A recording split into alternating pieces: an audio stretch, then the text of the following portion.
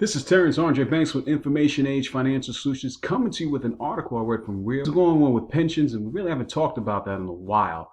And when you see government workers getting paid this much and highly compensated, and then you open the books for this, especially during the pandemic and everything that has occurred before and after, it's just striking to see articles like this when government workers are paid more than any private sector funding. And we all know that small businesses are the lifeline of the economy.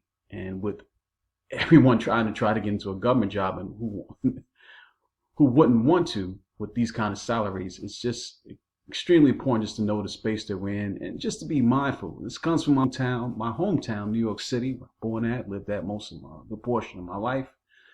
And again, I'm not begrudging anyone for wanting what they want, but when you see articles like this, it just puts things in perspective, and sometimes things are kind of abusive. All right, so I'm going to dive right in. New York City paid 114,000 highly public employees earning. I'm going to put a link inside the description. 100,000 plus. New York had more than 114,000 municipal workers earning 100,000 or more in 2019. That is up sharply from 76,166 employees with pay exceeding 100,000 in 2016. Data comes a year before the pandemic hit, and it's the latest year available. Those were not just high-level employees like agency commissioners or deputy mayors.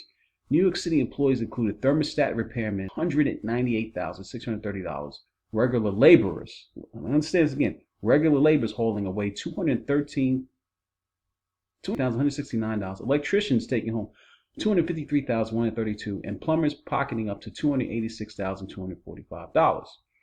The cost of benefits will be additional and is not included in these figures. These large paychecks are only sustainable because Congress bailed out New York City for $4.3 billion in the American Rescue Plan Act of 2021. The federal bailout more than covered the overstated deficits of the city. Look at that. Because if you could pay these employees this, and they complain about the system, we need help, but they're not even working back to even cut back spending, and it's just absurd, especially because they have so many problems in the city itself. City officials estimate 5.5 billion gap, but actual revenues came in 2.7 billion higher, using 1.2 billion from reserves and finding $1 billion in unspecified labor savings, among other things, closed the budget gap. Therefore, the federal money now exists for extra spending. In December, Fitch Ratings downgraded New York City's bond rating and issued a negative outlook. That was after Moody's Investors Service lowered the credit ratings of both the state and city in October.